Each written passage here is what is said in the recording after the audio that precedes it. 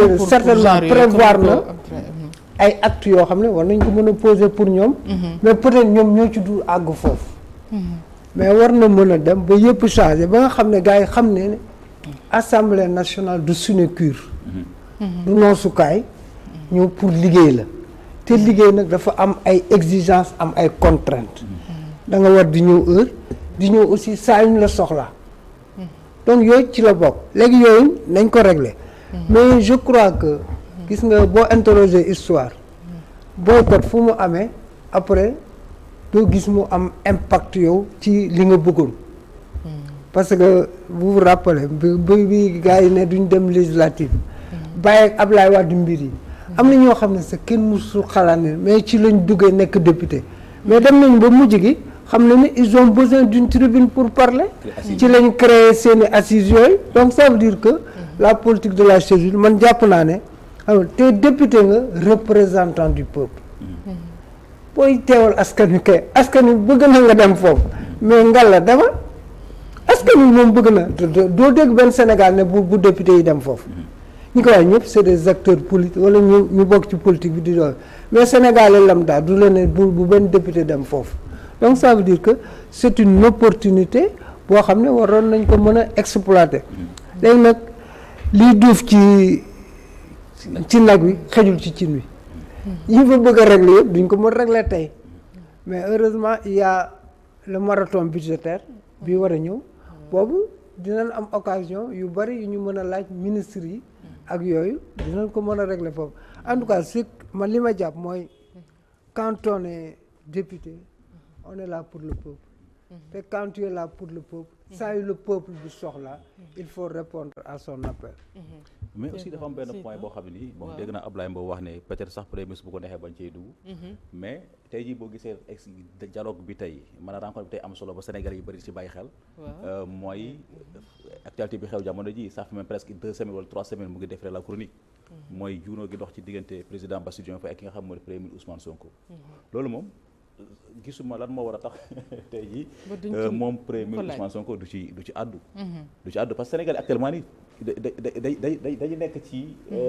day toog ci nen. bu ñu waxante dëgg aussi. tey jii boo demee ci grand place yi nga dem ci marché yi. nga dem un peu partout ci biir Sénégal moom la ñuy waxtaanee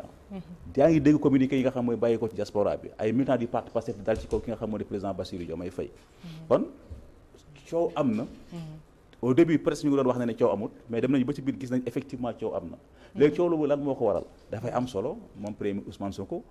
mu jàkkaarloog tey assemblée nationale indi ci ay leeral. parce que question la boo xam waru koy daw. est-ce que prévoir nañ ko ci question d'actualité. waaw ci question waaw. mais dañ ko ci war a prévoir xam nga par rapport aux questions xam nga ma dem ba problème bi mooy que ñoom dañuy wax ne dañuy wax sénégalais yi dëgg. waaw Ousmane Sonko loolu wax Ousmane Sonko dafa ne lu métti dañuy wax sénégalais yi dëgg. loolu la gars yi wax. boo gisee coow li am ci actuellement dañuy gis ne dafa am yu bari yoo xam ne gars yi dañu ko bëgg a nëbb. moom moo tax Ousmane Sonko des fois muy génn di ci teg ci kaw taabal bi te aussi boo gisee aussi actuellement Ousmane Sonko gars yi jox ko bopp wala Sénégal yi bëri jox ko bopp c'est parce que daf leen tàmmal di leen wax dëgg di leen jox information bi am kon le fait que vraiment ñu bëgg a esnober cette question là mais loolu bu ñu ko defee jàppal ne teguñu ko ci yoon dafay am solo moom premier ministre même bu fekkee sax da ciy wax benn baat wala ñaari baat au moins mu xaw a teg sénégalais ci yoon parce que loolu dafay am solo beneen aussi mooy comme ni ko kii waxee sànq mënu ma nangu tey jii ñu organiser ndaje bi nu mel mu nekk ndaje boo xam ne dafa am solo parce que question d'actualité la boo xam ne ñu ngi xaar ñoom député opposition bi waroon cee teew parce que ñoom ñooy waroon représenter ñoom peuple bi parce que ñu bëri ñu ngi naan tey jii bon qu'est-ce que amul sax lu bees parce que question yi en général dañ koy envoyer 24 heures avant wala 48 heures avant premier ministre dina ci am benn idée moo tax effectivement foofu Ablaye dafay am solo ñu jéem a changer ni ñu koy doxalee li ëpp solo te am solo mooy que pourquoi pas duñu toog ci séance bi gars yi ku am envie poser question mu poser question premier ministre répondre comme ça waaye peut-être dañuy permettre à ce que vraiment le ministre conseiller ne dem dugg ci ay documentation wala laaj lu ministre ko ay staffam comme ça ñu jox ko ay information ci question bi comme ça su ko defee bu ñëwee mën a outiller boppam comme ça mën a tontu mais li gën a def effectivement comme ni ko waxee mënoon nañu bàyyi bu député bi ñëwee poser question bu poser question le ministre concerné mu jóg daal di mu jàlli tontu waaye le fait que opposition bi jël décision daal di boycotter loolu laa wax ne ñun presse bi waruñu leen si jàppale maanaam ndem ñoom ñëwuñu amuñu droit de parole maanaam amatuñ sax droit di am lu ñuy communiquer ci rencontre bi ndem ñoom ñëwuñu dañu politique chaise vide kon nañu politique micro maanaam micro fermé maanaam ñun journaliste bien que bon suñu liggéey la ñuy def suñu mooy joxe information mais ndem ñoom dañoo boycotter la population boycotter rencontre bi parce que dafa am ñu ba dañoo ragal a jàkkaarloog kii di premier Ousmane Sonko mais ñoom bu ñu paree ñu war ñu leen a nangul ñun comme ça ñuy def seen communiqué ñu jël di ko jëlaat parce que ba ñu waree wax waxuñu ko fu ñu ko war a waxee waruñu leen a may opportunité boobu doyen nag d'accord nga si comme ñoom ñoo boycotté c'est un peu délicat quand même mais man jàpp naa ne aussi koo xam ne mbir intéressé wul war nga cee mën a bañ a àddu mais comme que nous sommes en démocratie te ku nekk am nga sañ-sañ wax li la neex ak wax li nga bëgg a wax donc warul am problème mais en tout cas ce qui est sûr daal mooy peuple moom ñoom ñi ngi xool li leen intéressé ak lan lañ fay wax ak lan lañ fay mais Ablaye dafa am aussi benn point boo xam ne nii gars yi ñu bëri ñu koy xaar ci rencontre tey bi mooy situation trésorerie du Sénégal parce que actuellement gars yi commencé wax problème bu def caché boobu léegi ñu ngi koy coow mais coow li muy bëri yëpp jusqu'à présent rapport bi lay gars yi di réclamer il faut que gars yi wax ñu rapport bi nga xam gars yi dañ ko commandité woon moo soxal rapport Mazars nga xam ni gars yi ne jusqu'à présent publié wuñ ko Sénégal teguñu ci bët est-ce que occasion tey moom premier ministre dellu si waat ci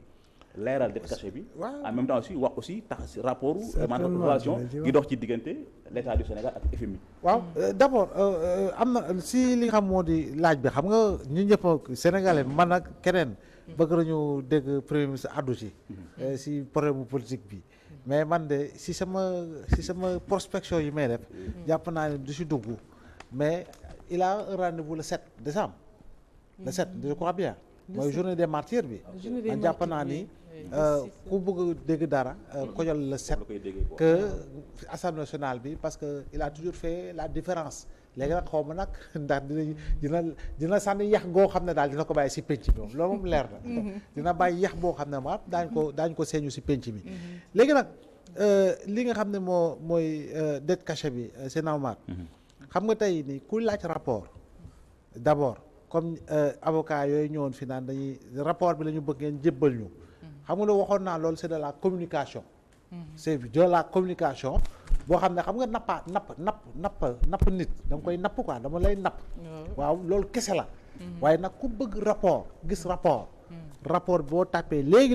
ñu génneel la ko mooy le rapport de certification de la Cour des comptes rapport boobu mooy le rapport jëm si li nga xam ne moo soxal mbiru dette cachée bi léegi nag ñu ngi joomaat di laajte rapport Mazars mais rapport Mazars kay ñoom nañu dem FMI laaj leen ko parce que la cabinet Mazars boobu je crois bien que FMI la defar rapport donc rapport boobu noonu suñ ko defee léegi nag ñiñ ko njëkk a def ñoom seen ñoon nag ñoom dañuy ay privé lañu parce que cabinet la xam nga cabinet lu def rapport ba pare tasaare ko cabinet yow yaa koy woo laaj ko ne ko defal ma liggéey bii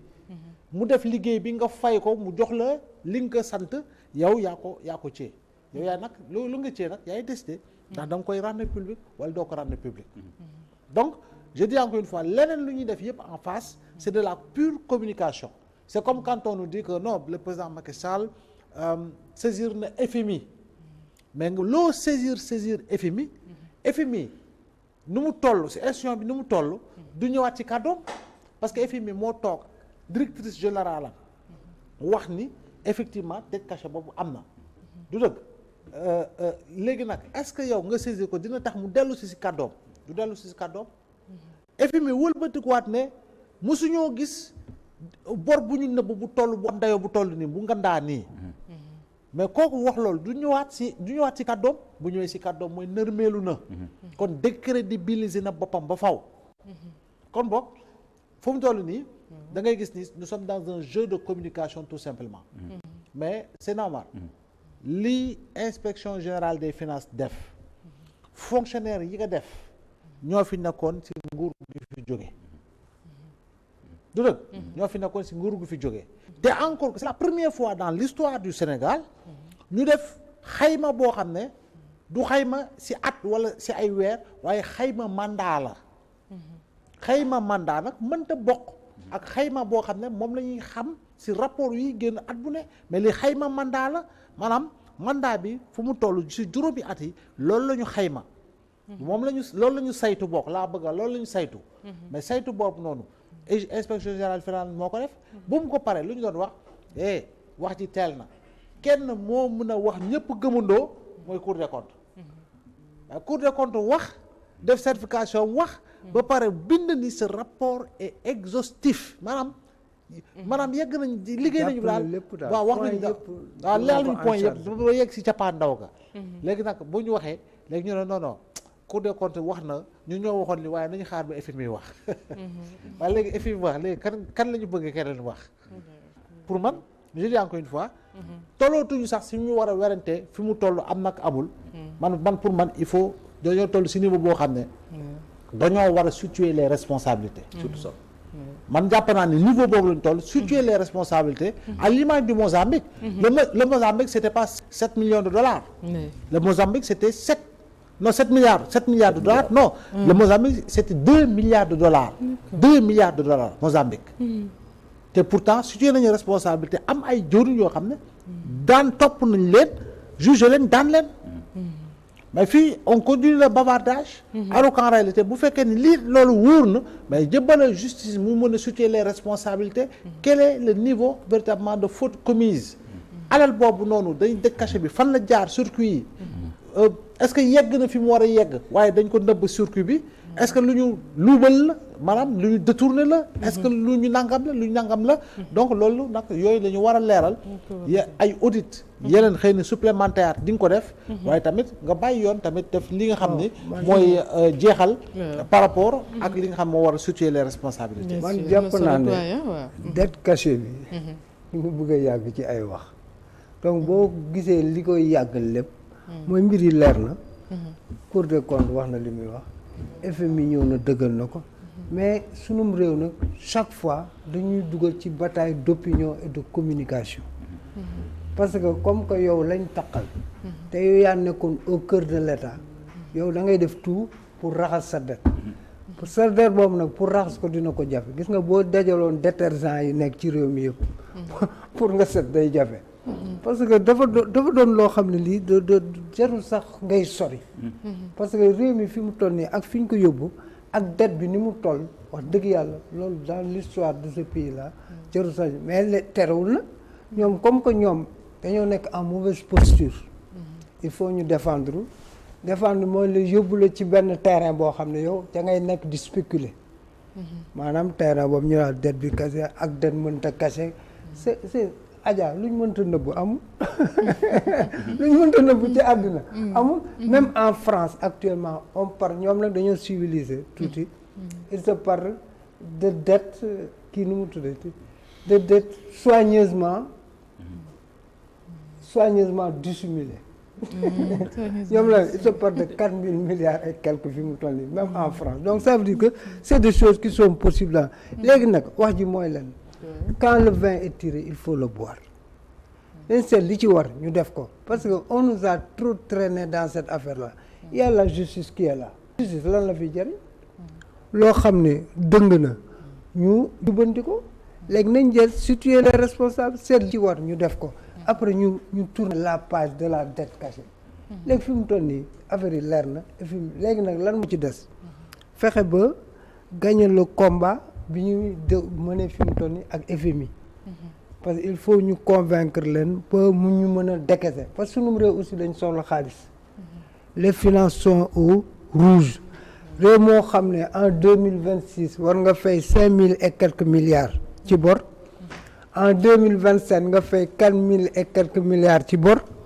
en 2028 nga fay 4 000 et quelques milliards presque 15 000 milliards en 3 ans kooku situation bu compliquée lañ donc pour le moment on a besoin du FMI 1400 milliards yooyu soxla nañ mu décaisser ko moom ñoom nag nekk il ne se presse pas dafa mel ni waa FMI yàkkamtiwuñu pour décaisser léegi ñun tamit aussi duñ toog ne yàcc na yasar on va trouver des moyens alternatifs seet nan la ñuy def diversifier suñu coopération ba nga xam ne dinañu permettre ñu am ay ressources déjà sur le marché de l'UEMOA ñu ngi ciy am luñ ciy for ensuite ak coopération bi ak yooyu donc ça veut dire que il faudra faire preuve d'ingéniosité de la part de nos dirigeants et de tact pour arriver à bout parce que fi mu toll nii le véritable combat qui fait bien vrai relation entre Diomaye et Sonko c'est des relations fi mu toll nii qui font l'actualité et puis c'est pas des relations yi ñu bëggoon mu mel noonu fi mu toll nii mais du tere nag le véritable combat pour nos dirigeants est de faire face